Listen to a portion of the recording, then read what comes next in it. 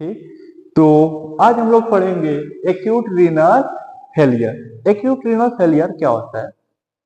आपको पता है एक्यूट मतलब सडन। ठीक, आपने सुना होगा ना कि एक्यूट का कौन कौन से कंडीशन देखने को मिलता है। जो ऑनसेट होना चाहिए वो सडन होना चाहिए, मतलब कि एकदम एक बाय के, या मान लीजिए कि एकदम अचानक सा स्टार्ट हो गया। ठीक, तो उसको क्या बोलते हैं? एक्यूट। रीनल मतलब आपको पता ही है क्या? किडनी। ठीक, और फेलियर मतलब फेल। फेलियर मतलब क्या होता है? फेल। अब फेल मतलब ये नहीं होता है, जैसे मान लीजिए कि हम कोई सब्जेक्ट, मान लीजिए बीएससी नर्सिंग नहीं पढ़ रहे फर्स्ट ईयर में। ठीक, तो उसमें 4 या 5 सब्जेक्ट। ठीक, तो हमने क्या किया कि चारों सब्जेक्ट में फेल हो गए। ठीक, 4 सब्जेक्ट है, यदि चारों सब्जेक्ट में फेल हो गए उसको भी फेल बोलेंगे। ठीक, और यदि हम 2 सब्जेक्ट में भी फेल होते हैं तो उसको भी क्या बोलेंगे? फेल बोलेंगे। यदि एक सब्जेक्ट में भी फेल होंगे तो उसको भी क्या बोलेंगे हम लोग? फेल ही बोलेंगे। Same condition acute renal failure. Failure का मतलब ये नहीं होता कि जो किडनी है वो एकदम अपना काम ही करना बंद, नहीं। वो क्या है, जितना अपना काम करना चाहिए उतना नहीं कर पा रहा है, तो इसलिए इसको क्या बोल रहे हैं? फेलियर। तो इसको ऐसे देखते हैं कि acute renal failure is a condition, ठीक, in which sudden reduce the output of urine. ठीक, क्या होना चाहिए? Sudden reduce the output of urine. कितना? Less than 1 mg, sorry, less than 1 ml per kg per hours. मान लीजिए definition,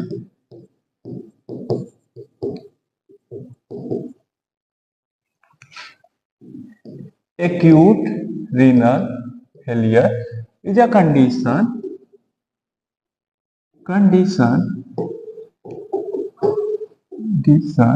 in which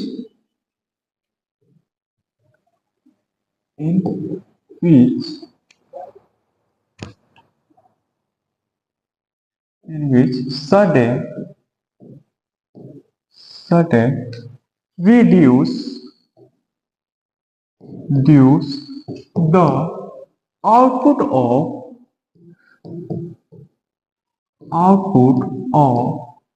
urine कितना? Less than 1 ml per kg per hour.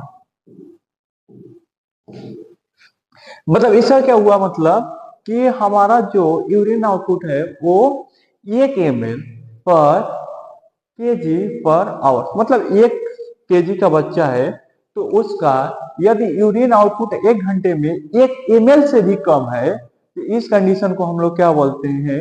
Acute renal failure. ठीक, और इस condition को और नाम से जान सकते हैं। मान लीजिए कि यदि यूरिन आउटपुट कम हो रहा है तो उसको और क्या बोल सकते हैं? ओलिग्यूरिया। एच ओलिग्यूरिया, ओलिग्यूरिया और एनयूरिया। ये दोनों कंडीशन किसमें देखने को मिलता है? एक्यूट रीनल फेलियर का यदि कंडीशन है तो ये दोनों सिम्टम देखने को मिलेगा। अब देखिए, यदि हमारे बॉडी का फिल्ट्रेशन ही प्रॉपर उतना वर्क नहीं कर पा रहा, इसलिए ही तो आउटपुट डिक्रीज हुआ। अब यदि फिल्ट्रेशन वर्क प्रॉपर नहीं करेगा तो क्या होगा? कचरा बैठेगा ना, बैठेगा कि नहीं? अब कचरा बैठेगा तो यहाँ पे अपना बॉडी में कचरा क्या है? Nitrogenous base.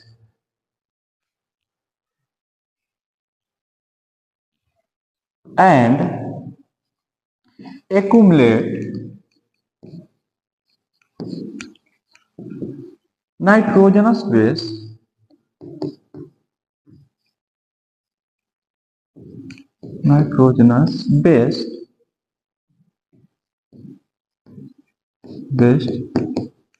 in the body known as acute renal failure। या एक दूसरा भी डेफिनेशन ऐसे लिख सकते हैं कि acute renal failure is a condition in which our kidney is not perform properly known as acute renal failure. Okay, अब हम लोग देखते हैं cause of acute renal failure कि कौन कौन से कॉज की वजह से एक्यूट रीनल फेलियर होता है। तो एक्यूट रीनल फेलियर के कॉज को 3 पार्ट में डिवाइड किया गया है, pre renal cause, renal cause और post renal cause. Pre renal cause का मतलब है, प्री रीनल कॉज का मतलब है किडनी से पहले, मतलब किडनी यहाँ पे है, यहाँ पे अभी ब्लड नहीं गया, इससे पहले ही कोई डिजीज या डिसऑर्डर है जिसके वजह से क्या इफेक्ट हो रहा है हमारा किडनी, जिसके वजह से एक्यूट रीनल फेलियर का कंडीशन बन रहा है। तो ऐसे कॉज को हम लोग क्या कहते हैं, प्री रीनल कॉज। उसके बाद है रीनल कॉज, ऐसे कॉज जो हमारा कहाँ पे होगा, किडनी में, ठीक। ऐसे कॉज और उसके वजह से क्या हो रहा है, एक्यूट रीनल फेलियर का कंडीशन बन रहा है, तो इसको क्या बोलेंगे, रीनल कॉज। और पोस्ट रीनल कॉज मतलब कि रीनल के बाद, मतलब किडनी के बाद यूरिनरी ट्रैक में जब हमारा यूरिन आने लगता है, उस कंडीशन में वहां तो किसी टाइप का ऑब्स्ट्रक्शन या प्रॉब्लम क्रिएट हो रहा है, जिसके वजह से क्या हो रहा है, एक्यूट रीनल फेलियर का कंडीशन बन रहा है। तो इस कंडीशन को हम लोग क्या बोलते हैं, या इस कॉज को क्या बोलते हैं, पोस्ट रीनल कॉज। तो हम लोग एक एक करके देखते हैं, ठीक। Pre renal cause, pre renal cause में क्या क्या आता है, तो सबसे पहले दे रखा है डिहाइड्रेशन। डिहाइड्रेशन क्या होता है आपको पता है कि यदि हमारे बॉडी में फ्लूइड की अमाउंट लो हो जाए तो इसको क्या बोलते हैं हम लोग, डिहाइड्रेशन, ठीक। यदि हमारे बॉडी में फ्लूइड का अमाउंट लो है तो किडनी तक क्या जाएगा, क्योंकि हमारा जो ब्लड भी है उसमें भी तो फ्लूइड ही है ना। अब यदि फ्लूइड ही लो हो जाए तो हमारे किडनी तक प्रॉपर सप्लाई हो नहीं पाएगा, और यदि किडनी तक प्रॉपर सप्लाई नहीं हो पाएगा तो उसकी वजह से क्या होगा, एक्यूट रीनल फेलियर का कंडीशन देखने को मिलेगा ना। सडन क्या होगा कि जो हमारा रीनल का फंक्शन या किडनी का फंक्शन वो क्या हो जाएगा, कम हो जाएगा या खराब हो जाएगा। इस कंडीशन क्या बोलते हैं, डिहाइड्रेशन की वजह से एक्यूट रीनल फेलियर। ओके, दूसरा है सेप्टिक शॉक। शॉक क्या है आपको पता है कि यदि किसी टिश्यू तक ब्लड की सप्लाई प्रॉपर नहीं हो पा रही, इसको क्या बोलते हैं, शॉक। और सेप्टिक का मतलब क्या है, किसी टाइप का इन्फेक्शन, तो मतलब किसी टाइप के इन्फेक्शन की वजह से यदि शॉक का कंडीशन बन रहा है, जिसके वजह से हमारे बॉडी में फ्लूइड का अमाउंट लो हो रहा है या ब्लड का अमाउंट लो हो रहा है, जिसकी वजह से किडनी तक सप्लाई नहीं हो पा रही है, तो इसकी वजह से भी क्या हो सकता है, एक्यूट रीनल फेलियर। उसके बाद है बर्न। क्या दे रखा है, बर्न। बर्न के कंडीशन में भी आपको पता है कि बर्न के कंडीशन में हमारा जो बॉडी है उसमें क्या हो जाता है, फ्लूइड बहुत ज्यादा लॉस हो जाता है, क्योंकि वो बर्न की वजह से वेपोरेट हो जाते हैं। तो हमारे बॉडी में जो फ्लूइड है वो बहुत ज्यादा लो हो गया, और फ्लूइड यदि लो होगा तो फिर वही सेम कंडीशन, किडनी तक सप्लाई फ्लूइड ब्लड का होगा नहीं, और सप्लाई नहीं होगा तो हमारा जो अमाउंट है फिल्ट्रेशन का वो भी क्या हो जाएगा, बहुत ज्यादा कम हो जाएगा। तो उसकी वजह से भी क्या हो सकता है, एक्यूट रीनल फेलियर। उसके बाद रखा है हेमरेज। हेमरेज की वजह से भी हो सकता है, कैसे, तो हेमरेज की वजह से ब्लड लॉस होगा, किडनी तक सप्लाई होगी नहीं, और किडनी तक सप्लाई नहीं होगी तो फिर एक्यूट रीनल फेलियर। उसके बाद है हार्ट फेलियर। यदि हार्ट फेलियर का कंडीशन है, जो पंपिंग हो रही है, ब्लड की सप्लाई हार्ट के द्वारा किया जा रहा है, वो इनफ अमाउंट में नहीं कर पा रहा है जितना कि मतलब बॉडी की नीड है। तो जितनी बॉडी की नीड है यदि हार्ट ही सप्लाई नहीं करेगा, जैसे मान लीजिए यहाँ पे क्या हो गया, किडनी, और यहाँ पे क्या हो गया आपका टुल्लू, ठीक। अभी हार्ट हो गया, ये क्या करेगा, पानी सप्लाई करेगी कहाँ तक, किडनी को, और ये फिल्टर करेगा, ठीक। ये मान लीजिए फिल्टर मशीन हो गया, और ये टुल्लू पंप हो गया, ये कहाँ सप्लाई करेगा, यहाँ तक, ताकि फिल्टर हो। अब यहीं पे खराब हो गया टुल्लू भी, तो फिल्टर होगा का, नहीं ना। तो सेम कंडीशन, यदि हार्ट में ही फेलियर कंडीशन आ रहा है, किडनी तो फेल होगा ही, होगा ना, क्योंकि पानी सप्लाई नहीं होगा, ये अपना फिल्टर करेगा का। इसके वजह से भी, हार्ट फेलियर की वजह से भी क्या हो सकता है, एक्यूट रीनल फेलियर का कंडीशन देखने को मिल सकता है। उसके बाद है पेरिटोनाइटिस। पेरिटोनाइटिस मतलब इन्फेक्शन या इन्फ्लेमेशन ऑफ पेरिटोनियल कैविटी, यदि इसमें भी होता है तो इसकी वजह से क्या हो सकता है, एक्यूट रीनल फेलियर। आगे है एसाइटिस। एसाइटिस क्या है? एसाइटिस एक ऐसा कंडीशन है जिसमें हमारा एब्डोमिनल एरिया में क्या हो या पेरिटोनियल कैविटी में बहुत ज्यादा फ्लूइड एक्युमुलेट होने लगता है, ठीक, जिसके वजह से सप्लाई हमारी किडनी तक प्रॉपर नहीं होगा, जिसकी वजह से क्या होगा, फिल्ट्रेशन भी प्रॉपर नहीं होगा, जिसकी वजह से एक्यूट रीनल फेलियर का कंडीशन देखने को मिलता है। तो ये सारे जो कॉज थे ये क्या थे? Pre renal cause. उसके बाद हम लोग देखेंगे रीनल कॉज कि कौन कौन से ऐसे जो कॉज है जो हमारे किडनी में ओरिजिनेट हो रहे हैं, जिसकी वजह से एक्यूट रीनल फेलियर का कंडीशन देखने को मिलेगा। ओके, तो सबसे पहले है ग्लोमेरुलोनेफ्राइटिस, इन्फेक्शन या इन्फ्लेमेशन ऑफ ग्लोमेरुलाई। और आपको पता है यदि ग्लोमेरुलाई में इन्फेक्शन होगा तो फिल्ट्रेशन खराब होगा ही। फिल्ट्रेशन खराब मतलब कि रीनल का फंक्शन लो, और रीनल का फंक्शन लो मतलब एक्यूट रीनल फेलियर। सेकेंड क्या है? Renal vein thrombosis. मान लीजिए यही वाला रीनल वेन है, ब्लड सप्लाई करती है आपकी किडनी तक, अब यही बीच में क्या कर दिया, कोई थ्रोम्बोसिस का फॉर्मेशन कर दिया या थ्रोम्बस का फॉर्मेशन हो गया, तो ब्लड ही रुक गया यहाँ पे। अब ब्लड आगे किडनी तक जाएगा ही नहीं तो फिल्टर क्या करेगा? नहीं ना। तो यदि फिल्टर ही नहीं होगा तो उसकी वजह से क्या हो जाएगा? Acute renal failure. उसके बाद है वेस्कुलाइटिस। क्या? वेस्कुलाइटिस, इन्फेक्शन या inflammation of vessels. Same condition ऐसा ही बनेगा, वेसल्स है, ठीक, इन्फ्लेमेशन हुआ, इन्फ्लेमेशन में क्या स्वेलिंग आएगी ना। अब मान लीजिए कि दोनों साइड में स्वेलिंग आ गया, ठीक, अब जो ओपनिंग इतनी थी अब क्या होगी? कम हो गई। अब इसमें से कम अमाउंट ऑफ ब्लड सप्लाई होगा, कहाँ? किडनी में। अब यदि कम सप्लाई होगा तो कम है ना फिल्टर करेगा, और कम फिल्टर करेगा तो क्या होगा? एक्यूट रीनल फेलियर होगा ना। तो वही यदि वेस्कुलाइटिस का भी कंडीशन है तो उसकी वजह से क्या हो सकता है? Acute renal failure. उसके बाद है नेफ्रोटॉक्सिक ड्रग। अब आपको पता है कि जो नेफ्रोटॉक्सिक ड्रग होते हैं वो नेफ्रॉन को डैमेज करेगा, नेफ्रॉन को डैमेज कर देगा तो काम कहां से करेगा? तो वही नेफ्रोटॉक्सिक ड्रग की वजह से भी एक्यूट रीनल फेलियर का कंडीशन देखने को मिलता है। आगे है टॉक्सिसिटी। कोई टॉक्सिक सब्सटेंस हमने यूज कर लिया, वो भी क्या करेगा? किडनी को इफेक्ट करेगा ना। तो किडनी को इफेक्ट करेगा मतलब फिल्ट्रेशन भी इसका खराब होगा, और फिल्ट्रेशन खराब होगा तो एक्यूट रीनल फेलियर। क्योंकि ये सब जल्दी जल्दी स्पॉन्टेनियस होता है, इसलिए इन सबको एक्यूट बोला जाता है। यदि धीरे धीरे होता है तो उसको क्या बोलते हैं हम लोग? क्रोनिक।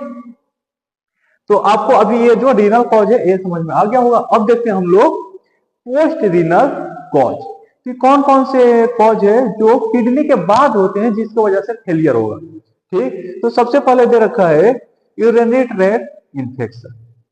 अब देखिए यूरिनरी ट्रैक्ट मतलब यूरेटर, ब्लैडर, ये सब चीज की बात कर रहा है, यूरेथ्रा। इन सब में कहीं पे इन्फेक्शन हो जाए, ठीक, इन्फेक्शन होगा तो क्या हो सकता है?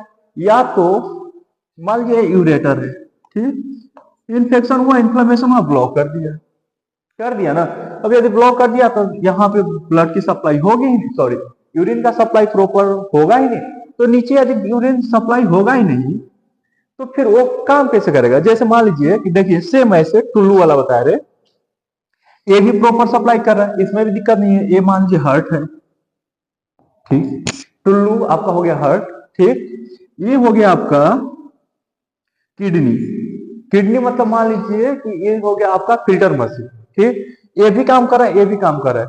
अब ये मान लीजिए ये पानी वाली पाइप है, ठीक, जिसमें स्टोरेज होता है ना, उस वाली पाइप है वो वाली। अब इसको क्या कर दिया हम लोग? बांध दिए। अब यदि इसको बांध देंगे तो भैया एक टाइम तक तो करता रहा, भर गया, ठीक, भरने के बाद फिर क्या रुकेगा ना? कितना बनाएगा? जब आगे पास से नहीं हो रहा है तो बना के करेगा क्या? तो खुद रुक जाता ना, जैसे वाटर कूलर रुक जाता है, जब फिल हो जाता है तो उस टाइम वाटर कूलर रुक जाता है, हम लोग पानी थोड़ा दबा के निकालते हैं तो फिर स्टार्ट हो जाता है। इसमें क्या हुआ? ब्लॉकेज यहाँ पे आई है, जिसकी वजह से किडनी क्या हुआ? पूरा जितना कलेक्टिंग है तो वो फुल है, तो फुल है भैया तो बनाएगा कहाँ है ये? इसकी वजह से भी अब बना नहीं रहे थे, मतलब क्या है? मतलब है एक्यूट रीनल फेलियर, ठीक। इसकी वजह से भी क्या कंडीशन देखने को मिलता है? Acute renal failure. सेकंड क्या है? Obstruction in urine flow. Same example, यहाँ पे क्या हो गया? ब्लॉकेज। ब्लॉकेज होगा तो फिर कहां सप्लाई होगा? नहीं ना, इसकी वजह से क्या हो जाएगा? Acute renal failure. Urethro reflex disease, ureter reflex disease क्या होता है? एक ऐसा कंडीशन होता है जिसमें यूरेटर क्या होगा, प्रॉपर ये जो नीचे इसको वाटर मतलब यूरिन का सप्लाई होना चाहिए था, ये क्या होने लगेगा, अपोजिट, जिसकी वजह से किडनी में पानी भर जाए। और इसी में पानी भरा तो क्या होगा, काम करना बंद करेगा ना। यही काउच कौन किसका था, पोस्ट रीनल कॉज था, जिसकी वजह से क्या होता है, एक्यूट रीनल फेलियर।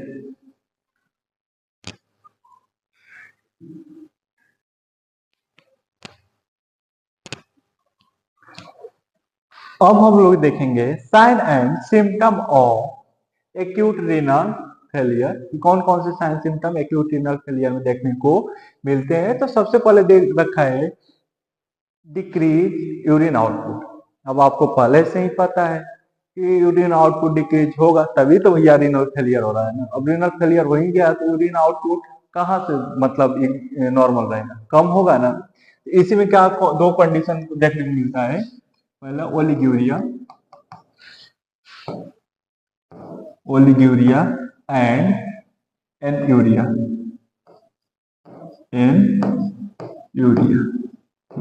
ये दोनों कंडीशन किसमें देखने को मिलेगा, एक्यूट रीनल फेलियर में। आपको ओलिग्यूरिया मतलब होता है कि decrease amount of urine output, और ये क्या होता है, एन्यूरिया का होता है अब्सेंस ऑफ यूरिन आउटपुट। यदि यूरिन आउटपुट आना एकदम बंद ही हो जाए उस कंडीशन को क्या बोलते हैं, एन्यूरिया। ओके, उसके बाद है आपका फ्लूइड रिटेंशन कॉजिंग एडिमा इन लेग। अब देखिए फ्लूइड आउटपुट जो यूरिन बना है वो बाहर निकल ही नहीं रहा, तो कहाँ भरेगा, शरीर में ना। अब शरीर में भरेगा तो क्या होगा, जैसे एक डब्बा ले लीजिए और उसके मुंह में बंद कर, मुंह में मान लीजिए बंद है ठीक, और पीछे से लगा दीजिए पानी भरने वाला, तो क्या फूलेगा ना शरीर। चाहे बैलून में लगा के और डाल दीजिए पानी जाता रहे जाता रहे, बैलून बड़ा हो जाएगा ना। अपना शरीर वैसे ही है, नीचे वाला जो है वो बंद हो गया ठीक। तो अब क्या होगा, जो एक्यूट जो बॉडी है उसी में फ्लूइड भरेगा ना। तो बस इसकी वजह से लेग में क्या होने लगता है, स्वेलिंग देखने को मिलता है। उसके बाद है ड्राउजीनेस। क्या देखने को मिलेगा, ड्राउजीनेस देखने को मिलेगा, अजीब स्लीपिंग पैटर्न में देखने को मिलेगा, मतलब नींद आने जैसा कंडीशन देखने को मिलता रहता है। उसके बाद है शॉर्टनेस ऑफ ब्रीथ, ब्रीथिंग में शॉर्टनेस होगा, मतलब डीप वाला नहीं, ये वाला। ऐसा क्यों, क्योंकि भैया बॉडी में पानी भरा हुआ है, तो अब ऊपर से ऊपर वो भरा है नीचे वो भरा है ठीक, तो अब एक्सपेंड कर पाएगा नहीं ना, तो जितना एक्सपेंड करेगा जल्दी जल्दी सांस लेता रहेगा। तो इसी वजह से क्या देखने को मिल रहा है, शॉर्टनेस ऑफ ब्रीथ ठीक। उसके बाद है फटीग। फटीग का कंडीशन क्यों बन रहा है, क्योंकि हमारे बॉडी में एनर्जी है नहीं, हम लोग कुछ, क्योंकि हमारा डाइजेशन सब खराब है, तो डाइजेशन खराब है तो कुछ खाने का मन ही नहीं करेगा। लॉस ऑफ एपेटाइट का कंडीशन भी रहता है, तो खाने का कुछ मन करेगा ही, तो यदि कुछ खाएंगे नहीं तो एनर्जी कहाँ से आएगी, इसीलिए फटीग का कंडीशन इसमें बनता है। उसके बाद है कंफ्यूजन, कंफ्यूजन भी इसमें आने लगता है क्योंकि अपना बॉडी प्रॉपर काम कर नहीं रहा, स्ट्रेस बहुत ज्यादा इंक्रीज हो जाता है, जिस वजह से कंफ्यूजन भी देखने को मिलता है। ओके, कंफ्यूजन दो जगह हो गया। उसके बाद है नौजिया ठीक, मैंने पहले ही बता रखा है क्या होगा नौजिया, कि मतलब टेंडेंसी ऑफ वोमिटिंग या वोमिटिंग जैसा फीलिंग ठीक, तो उसको क्या बोल रहे हैं हम लोग, नौजिया। सेम कंडीशन, क्योंकि पेट भरा हुआ है, लॉस ऑफ एपेटाइट है ठीक, बॉडी में फ्लूइड भरा हुआ है, इसलिए ना खाने का मन करेगा, और ना खाएंगे, और यदि कुछ खाएंगे तो लगेगा उल्टी हो जाएगा। उसके बाद है इरेगुलर कार्डियक रेट।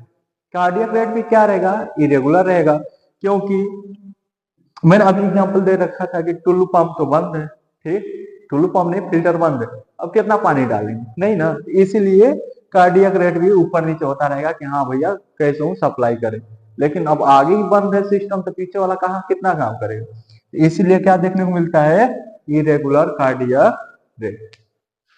उसके बाद है एसिडोटिक ब्रीथिंग। जब सांस लेंगे तो प्रॉपर कार्बन डाइऑक्साइड को हम लोग रिलीज नहीं कर पाते हैं, उस कंडीशन को बोलते हैं हम लोग एसिडोटिक ब्रीथिंग, क्योंकि मेटाबॉलिज्म भी थोड़ा खराब हो जाता है, तो हमारे बॉडी में ही एसिड मतलब जो एसिड ही मान लीजिए क्या होने लगता है, एक्युमुलेट होने लगता है, मतलब कार्बन डाइऑक्साइड भी एक्युमुलेट होने लगता है शरीर में। इसी कंडीशन को क्या बोलते हैं हम लोग, एसिडोटिक ब्रीथिंग। ये भी कंडीशन किसमें देखने को मिलेगा, एक्यूट रीनल फेलियर के condition. Okay,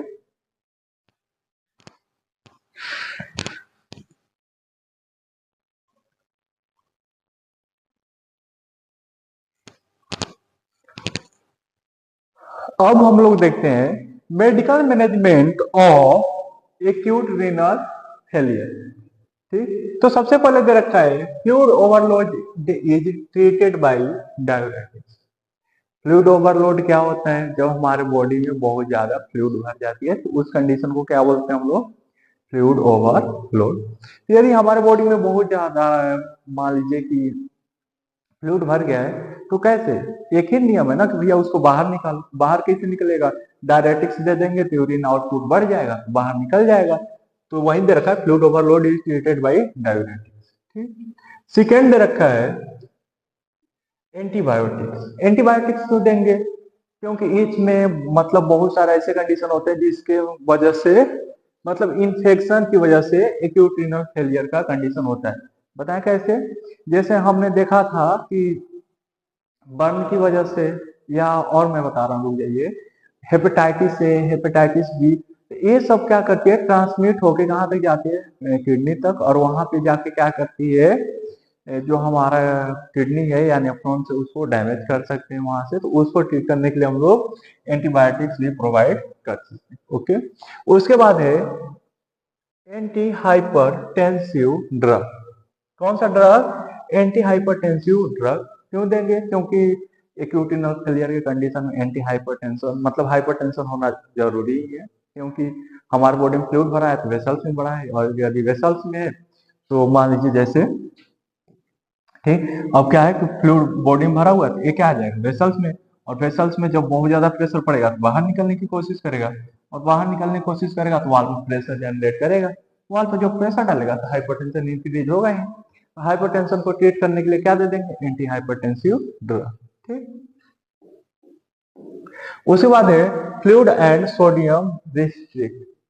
fluid and sodium restrict क्यों करेंगे, क्योंकि यहाँ पे हमारे बॉडी में फ्लूइड भरा हुआ है, और सोडियम की नेचर होती है कि वो वाटर को कैरी करता है। तो क्या करेंगे, सोडियम को रिस्ट्रिक्ट कर देंगे। और क्यों, क्योंकि नमक भी तो ऐसे ही होता है। नमक क्या करता है मेनली, नमक हमारे बॉडी में सोडियम को, मतलब एक, सॉरी, जब नमक रहता है कहीं पे रख दीजिए तो वो क्या करता है, पानी मॉइस्चर को एब्जॉर्ब कर लेता है ना, जो एनवायरमेंट का मॉइस्चर रहता है उसको भी एब्जॉर्ब करके वो गीला हो जाता है। तो बॉडी में भी रहेगा तो ऐसे ही मॉइस्चर को एब्जॉर्ब करेगा ना। मॉइस्चर को दूर करने के लिए, मतलब हमारे बॉडी में वो वाटर को होल्ड ना करे, इसलिए हम सोडियम कम ही देंगे कि हमारे बॉडी में होल्ड ही ना करे। इसलिए क्या कर रहे हैं, यहाँ पे सोडियम को रिस्ट्रिक्ट कर रहे हैं, और फ्लूइड को भी रिस्ट्रिक्ट कर देते हैं कि हमारे बॉडी में पहले से फ्लूइड है, क्यों ऊपर से और डालो, इसलिए फ्लूइड एंड सोडियम को रिस्ट्रिक्ट कर देते। उसके बाद है cardiac failure treated by diuretics. Cardiac failure क्यों हो रहा है, क्योंकि देखिए ये हो गया आपका किडनी, ऐसे ही मान लीजिए स्ट्रक्चर, ठीक, और ये हो गया आपका हार्ट। यहाँ से ब्लड कहाँ पे जा रहा है, फिल्टर होने के लिए किडनी में। ठीक, ये तो फेल हो गया भैया। ठीक, फेल होने की वजह से पूरे बॉडी में पानी भर दिया, तो इसका जो सर्कुलेशन था वो भी खराब, और सर्कुलेशन खराब मतलब कि कार्डियक फेलियर। बोल सकते हैं ना कि भैया ये, या इसमें पूरा पानी भरा हुआ है तो ये पंप कितना भी करेगा आगे जा ही नहीं रहा, तो कार्डियक फेलियर हुआ ना। कार्डियक फेलियर है तो इसको ट्रीट करने के लिए डायरेटिक्स दे रहे हैं। क्यों, क्योंकि ये किडनी से पानी निकाल दे डायरेटिक्स, तो ये जो पानी का फ्लो होना था वो स्टार्ट हो जाए। ठीक, तो इसलिए क्या करें हम लोग, डायरेटिक्स दे रहे हैं। उसके बाद है dialysis is indicated in a life threatening condition. जब हमारा किडनी एकदम काम करना बंद कर दे, ऐसा लगे कि हाँ भैया अब यदि डायलिसिस नहीं करवाए तो जा सकते हैं, ऐसे कंडीशन में डायलिसिस करवाना जरूरी होता है। धन्यवाद, आपसे उम्मीद करेंगे कि आपको समझ में आ गया होगा। यदि नहीं आया होगा तो कमेंट बॉक्स में डाल दीजिएगा, हमें जितना हो सकता है हम आपका आंसर देने की कोशिश करेंगे।